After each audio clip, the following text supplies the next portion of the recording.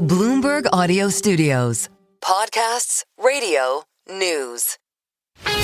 This is Bloomberg Businessweek Daily, reporting from the magazine that helps global leaders stay ahead, with insight on the people, companies, and trends shaping today's complex economy, plus global business, finance, and tech news as it happens. The Bloomberg Businessweek Daily podcast with Carol Masser and Tim Stenivek on Bloomberg Radio. I want to go back to a story that's got a stock moving, and this has to do with Disney, which is still down, but Tim, off its worst levels of the day, but still down about 1% here. The company said Jimmy Kimmel Live will return to the air on Tuesday, ending a suspension imposed following controversial remarks its ABC late night host made about the assassination of Republican activist Charlie Kirk.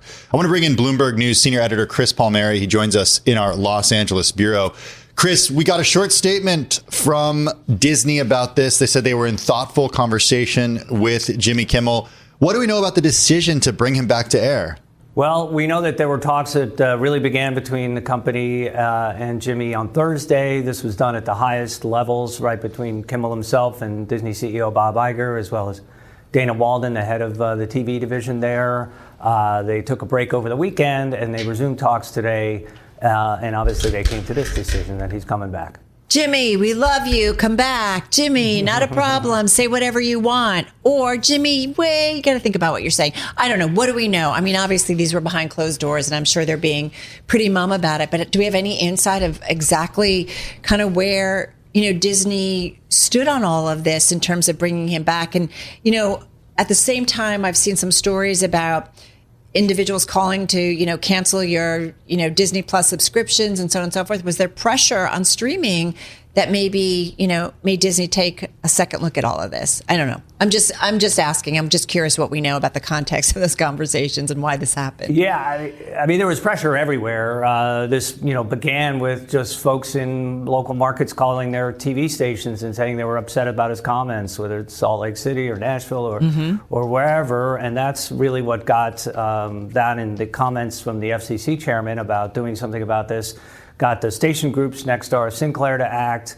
ABC was very close behind them in announcing, putting this on hiatus. But ABC did always want Kimmel to come back. And he's also in a tricky position. Sinclair, in particular, has called for him to apologize and donate money to the Kirk family. There's every indication that he was not long in this job. He wanted to do something else, but he obviously wants to leave on his own terms and not be forced out in this situation.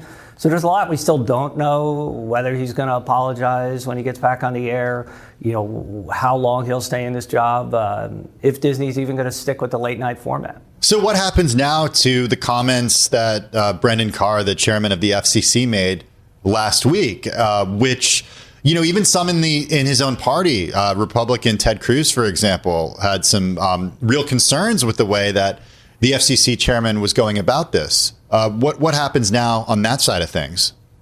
Well, he can sort of declare victory either way. He got the station groups to take Kimmel off the air, even if it's a short while. And if they come back, he'll probably say it was their decision. We are, of course, reaching out to the FCC for comment. But his words certainly got actions, that's for sure. Yeah, it just makes me wonder, because I feel like the last week or so, we've talked about media in all its forms just really being focused on by President Trump, right? Coming back from the UK, making those comments about, if a network says something that isn't nice, maybe their licenses should be looked at. And I'm paraphrasing. But is the heat off from the White House? I don't know. Like, what's the feel? What's the feel? I think your paraphrasing was pretty kind. I think the president said that he could just take away their licenses if he didn't like what they were saying about him. Yeah. Obviously, a lot of people have a problem with that from the constitutional standpoint. But this is probably the height of what's been a long-running Trump war on the media. We said last week there's really been no president every president has a difficult time with journalists from time to time, but nobody has made this kind of push to the extreme that Trump has, suing them on a regular basis, threatening to take away their licenses on a regular basis, and to a large degree, seeing them kowtow to these efforts. Some people say we're sort of in a danger of coming into a state-run media in this country. So a lot of concern on both sides. But Chris, and to be fair, Jimmy Kimmel is not news, it's entertainment. And I am curious, there you are in LA, right, where still so much is done in the entertainment world. And I wonder, movies, actors, producers, directors, they're not afraid to kind of be critical of an administration. I'm not talking about this current one, but this one or another. They're not afraid. And I just wonder what's being talked about in LA and within the kind of Hollywood community about what has happened in the last week. Is there a tremendous pushback against limitations? Yeah. We saw public statements from the Screen Actors, the Writers Guild. We saw protests in front of the studio, the theater where Kimmel's shot. We saw some prominent actors and producers in that come out, against Disney. We even saw Ted Cruz, Republican senator from Texas, say things are going a little too far. So, there's definitely been a pushback. But at the end of the day, we've also seen these companies capitulate time and time again. And those are the people that underwrite these projects, these movies, these TV shows and that. And But Chris, that is happening. Before we let you go, this also comes at a really challenging time for late night. I mean, Stephen Colbert is on the last year of his contract. He's out after this. The viewership is not what it was in its heyday. People are watching their phones instead of watching the screen at home together every night. By the time people see some of these clips, they're watching them on social media. They're not seeing them live. I mean, the business is completely changing. It's completely changed. That's right, and it remains to be seen whether all of these shows stick around. Certainly Colbert is going off the air and not being replaced. Whether that's the same for Jimmy Kimmel Live, we don't know for sure. But these are expensive shows. Every day, 200 people in a staff, very high-paid, hosts. And, the local station owners would love to just take this time back. They pay most of the ad revenue, goes to the network, not them. They'd love to be able to put their own news or other programming in that time slot. There's not a lot of things that are certain in this world, Chris, but I'm just going to kind of take a wild guess that the viewership of Jimmy Kimmel tomorrow night is going to be pretty high. Yeah, certainly the highest in a long time, for sure. All right, we're going to run. Hey, Chris, thank you so much. Really appreciate it. Our Chris Palmieri, he's Bloomberg News Senior Editor, joining us there from our LA Bureau. Stay with us. More from Bloomberg Businessweek Daily coming up after this.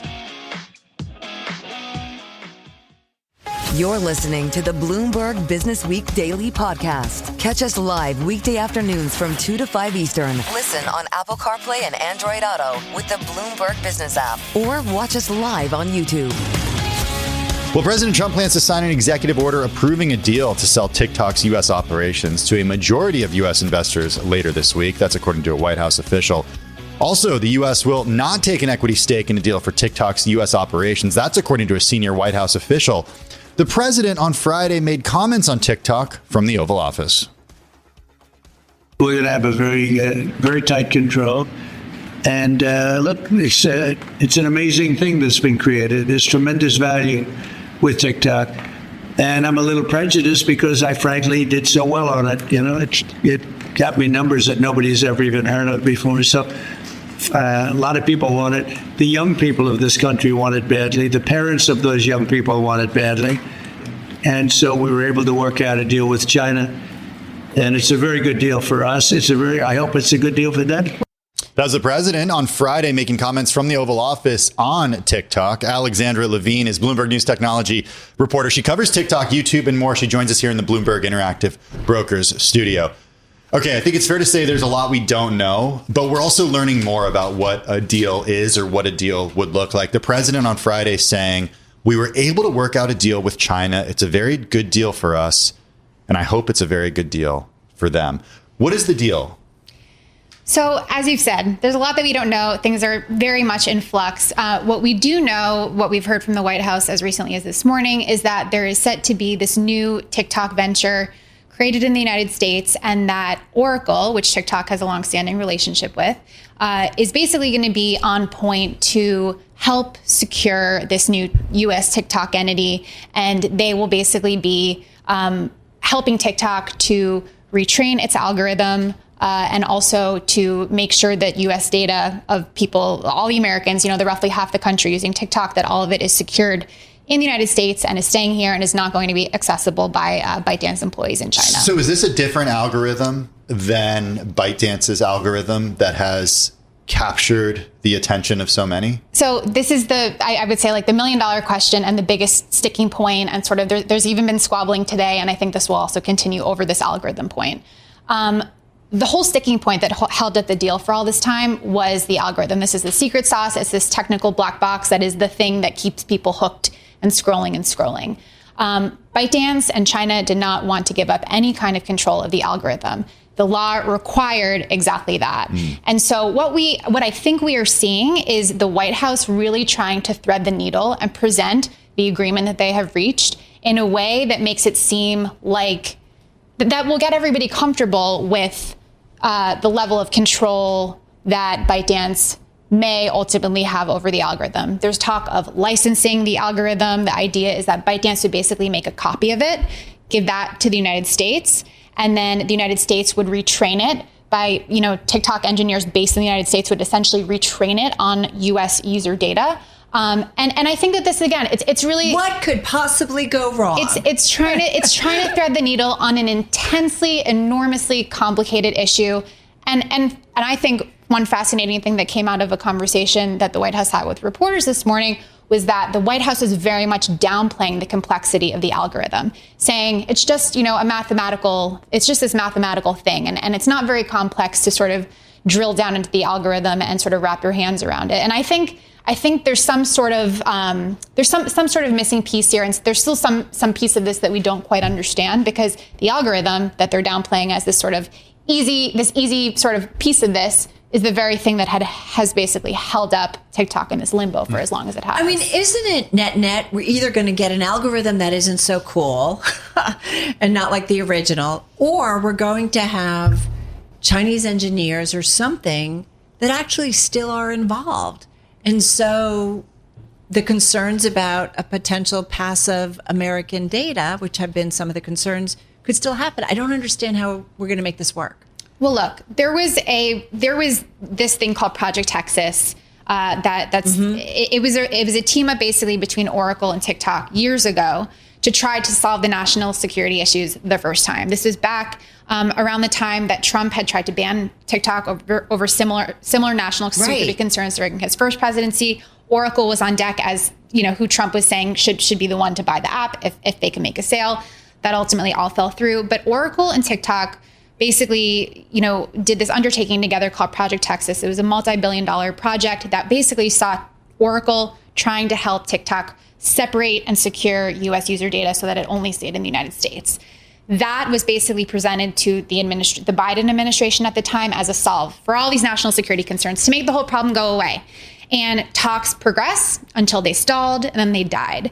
And I think a large part of the reason why they died and why Project Texas, this Oracle TikTok team up, was not good the first time is because there was no way to be able to verify if there was any manipulation going on or if there was any data. There were questions about how, if that happened, how would anybody know? How would the average person, know? And also how would the government be able to verify that? But then there were also just like loopholes and shortcomings. It's an incredibly complex setup when you've got, the company here and then you've got ByteDance, which is based in Beijing. And I think that they're trying now to thread the needle. And this whole proposal is reminding a lot of people who've been following this for years as it's reminding everyone of sort of a Project Texas 2.0. But it's not clear that it's necessarily going to solve the problems that it set out to solve. What's notable to me about this is that TikTok and the U.S. government have been embroiled in this negotiation or these tensions, call it what you will.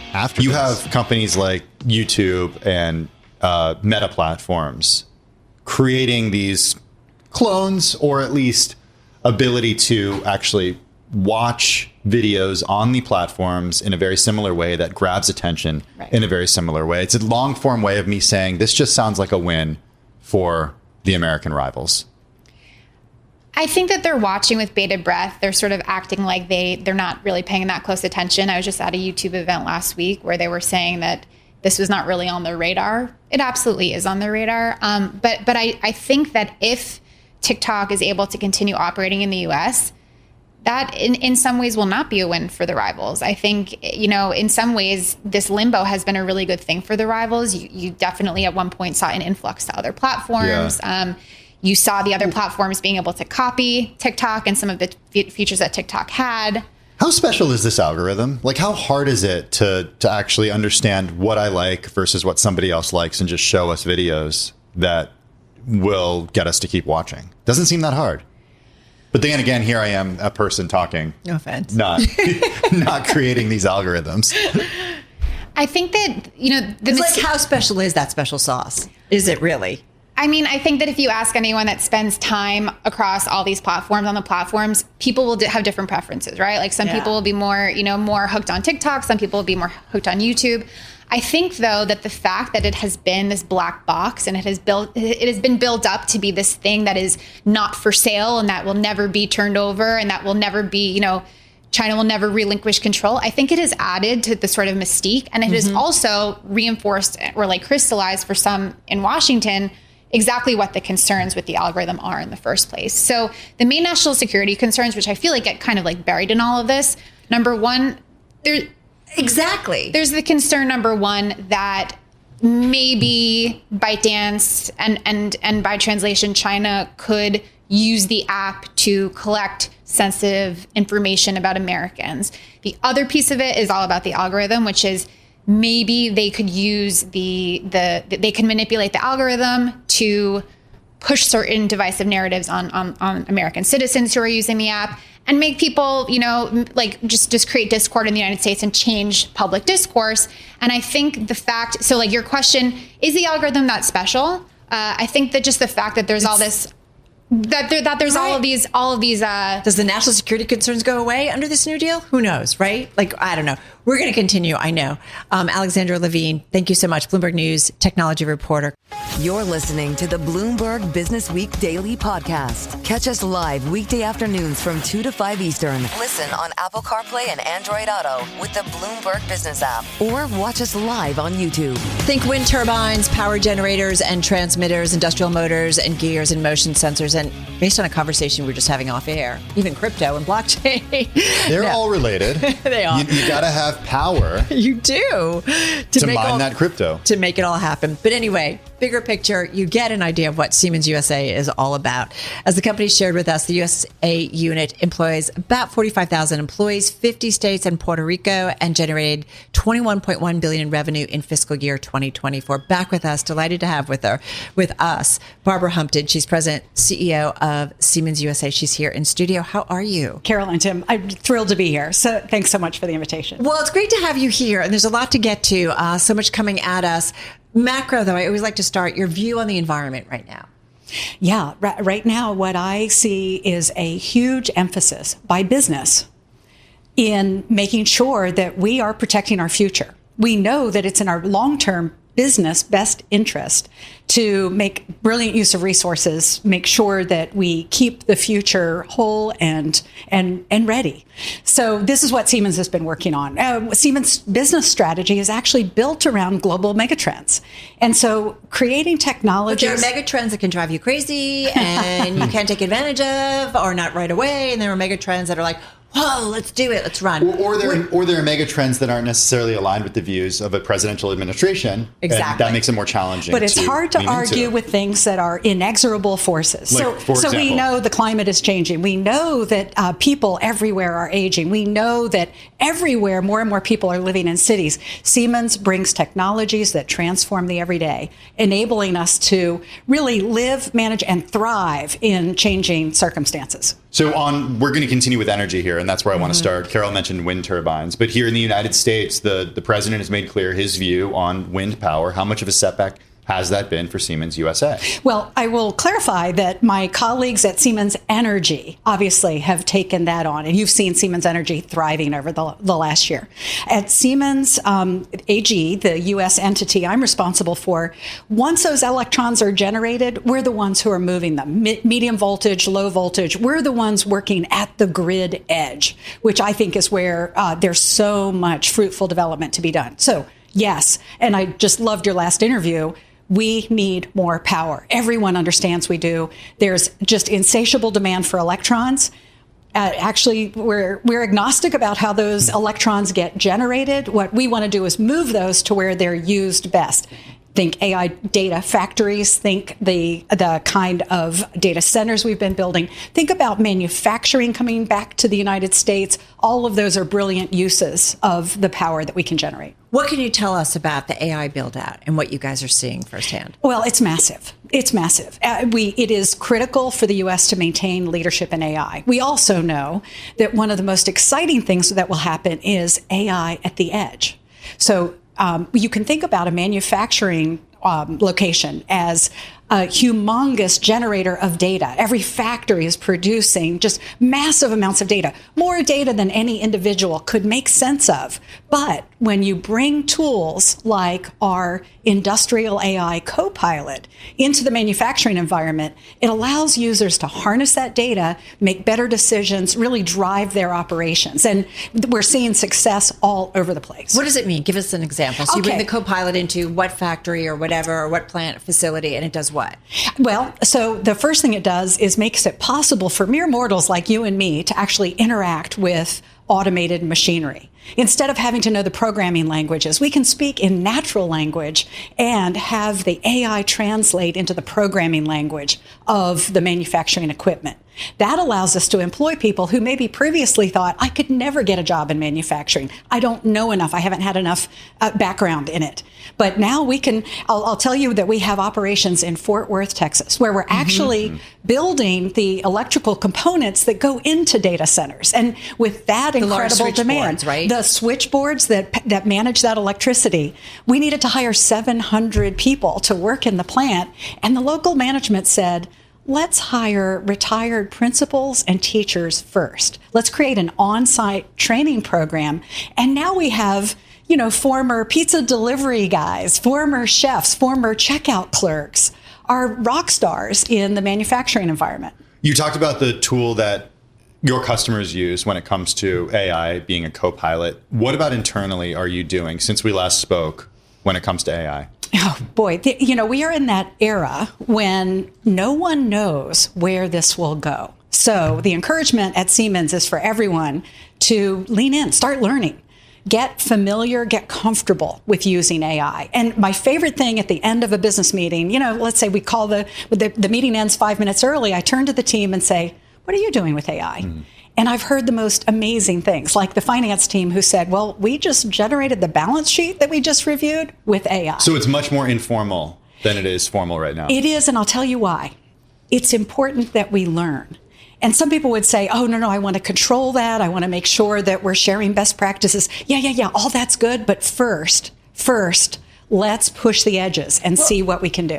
Do you think AI is going to make us all idiots? No. Because I think about what you said about anybody who doesn't even know the coding program can get there and talk and have a conversation. And I have this fear that we're just going to rely on AI to do everything. Don't be afraid. Here's what this does. I'm not afraid, and I've played with it, and I'm blown away with it. But I also can see how, as it gets smarter and smarter and smarter and more specific in terms of fields, that it can do a heck of a lot. It will make you more and more powerful then as you go. So think about AI as that super tool that will take the least among us, those with the least amount of background and expertise, and give us the knowledge and power to perform at a higher level.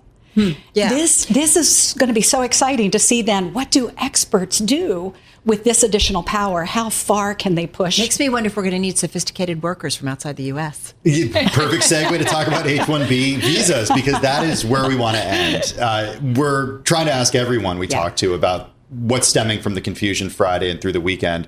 How do you use H-1B visas at Siemens USA? Yeah, we do. We bring people from all over the world who have special knowledge in things that we're, today I would say less than 5% of our population in Siemens USA is folks on H-1B visas. But that's a number. That's a great number. Yeah. And the point is that we're global. What we're working on is making sure we share lessons learned, bringing people to the U.S. for experiences, and then obviously sharing their knowledge with workers here. Is that at risk with a new potential $100,000 fee associated with these visas? It'll factor into the business case analysis. Would you for still sure. have 5% of your workforce have these visas We'll at have that to see. cost? We'll have to see. I want to see how this develops, and we are working to make sure, first of all, that our employees are in good shape, that they're able to travel and really accomplish the mission. Is the reason you have those employees because you cannot find those employees in the U.S.?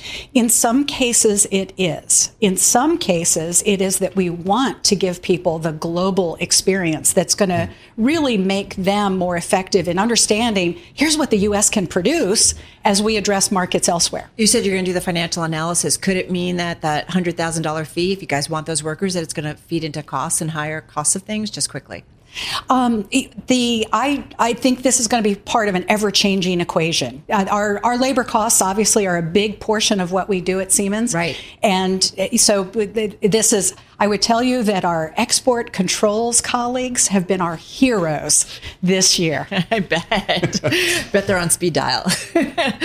Barbara, thank you so much. Barbara Humpton, President and CEO of Siemens USA, joining us right here on Bloomberg Businessweek Daily. Stay with us. More from Bloomberg Businessweek Daily coming up after this.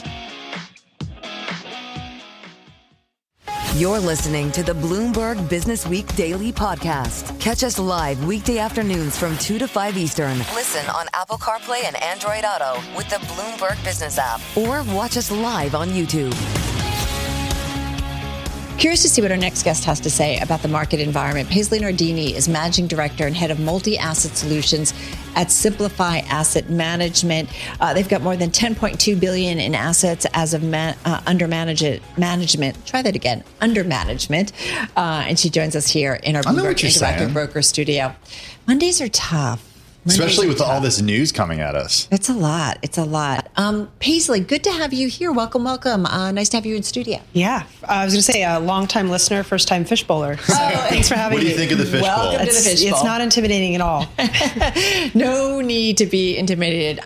There is a lot coming at investors. Another record on Wall Street. It's kind of crazy sometimes. Does it feel like things are getting overheated in your view? I don't know if overheated is the terminology that comes to mind, but in essence, yes. I think that What is the terminology? I don't know. I'm trying to figure it out still, but Okay. let's go with that for now. I would say the last couple weeks and months, we've been anticipating a bit of a September sell-off. A lot of this is driven by seasonality. September tends to be a weak month. We had the Fed rate cut. Whether or not that was going to come in at 25 or 50 or not at all, I think left a lot of people with higher levels of uncertainty. Now that that has passed, markets seem to kind of forget about it. All-time highs, as you mentioned, whether it be in small caps, large caps, international stocks, and even gold as well. I still think there's some turbulence potentially ahead of us, but TBD. And I do think that as it relates specifically to the bond market and as it relates to rate cuts, there's a lot that could transpire in the next couple weeks. Yeah, I don't think you're the only one who thinks there could be turbulence ahead. What specifically concerns you when you look ahead? Specifically, I would say the market's pricing or the expectations for rate cuts over the next 6 to 12 months. Was it strange to you that we saw with the dot plot? We're not with the dot plot, but really with the way that the voting members voted last week. It was everybody versus Stephen Myron. Yeah, which I think politically speaking, that was almost to be expected. He was nominated for his dovish tilt, and so he came forward with the dissent of potentially looking for 2 cuts. What concerns me looking out is that markets are pricing in anywhere from 5 to 6 rate cuts over the next few months. And I think anytime when we've seen that aggressiveness of rate cuts, it usually coincides with a recession. So markets have taken these rate cuts and have said, this is great for markets. This is offering more support. It's easier monetary policy. And so markets rallied on that. But if we look forward, if we actually get all of these expected cuts that are going right now being priced in, that would lead me to believe that we're headed for a recession. So I think markets are really focused on today versus next quarter and next year. And that's what concerns me right now. I mean, Stephen Myron, in that conversation he had with Bloomberg's Saleha Mohsen, he was asked specifically about that, about how he could be so upbeat on the economy and expect growth to pick up and yet call for several rate cuts, which seemed to suggest panic in the economy. And he said he wasn't panicking. But I mean, if we need that many rate cuts, that to me would signal there's some problems in the economy. Yeah, what I think is more likely to transpire is almost exactly what we saw a year ago today. The Fed cut by 50 basis points. Markets thought we were on this trajectory of easy policy ahead. Wow, and markets backed up meaningfully. And the economy continued to maintain itself. Markets continued to reach new highs. So what that leads me to believe is the market wants its cake and eat it too. And so if these rate cuts are expected, the market loves that because it's more support. But if they come to fruition, that's not good. So what I think might happen is a lot of these cuts that are priced into market might unwind.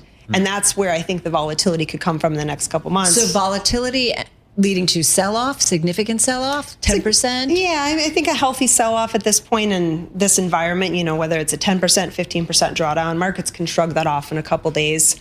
Any kind of V-shaped recovery. Would you add to equity positions in a pullback like that?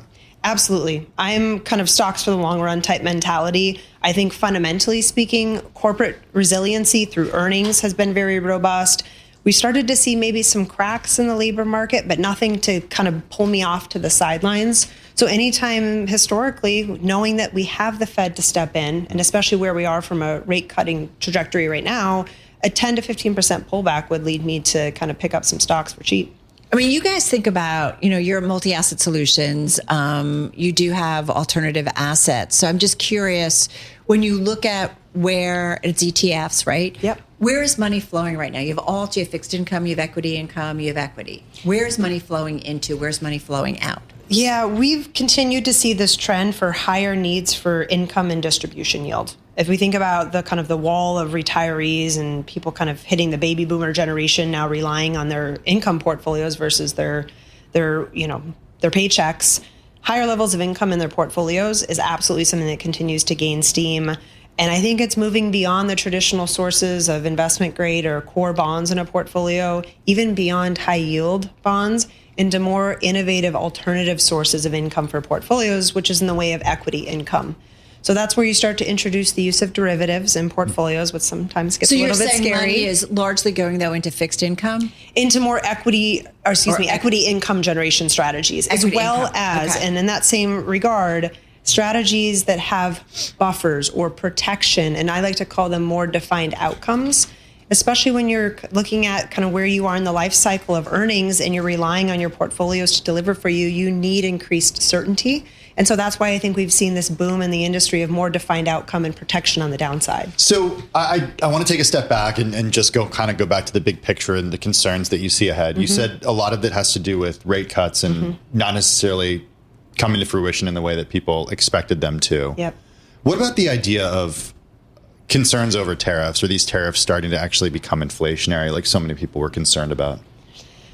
I could make an assumption there. I think it's too early to tell. I think what we've seen over the last few months since tariffs were announced on April 2nd is that there's a lot of information, and then a lot of information gets taken away from us, and the new information gets provided. And so markets have really shown almost fatigue or exhaustion around the tariff headlines until we actually have certainty around the size, the scope.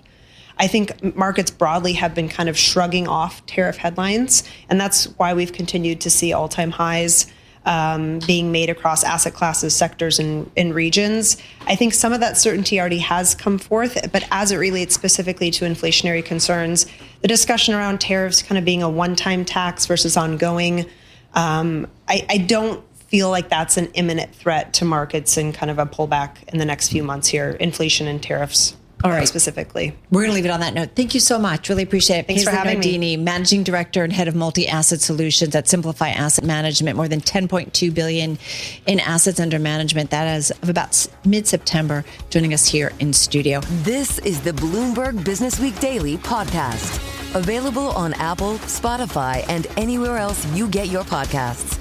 Listen live weekday afternoons from 2 to 5 p.m. Eastern on Bloomberg.com, the iHeartRadio app, TuneIn, and the Bloomberg Business app. You can also watch us live every weekday on YouTube and always on the Bloomberg Terminal.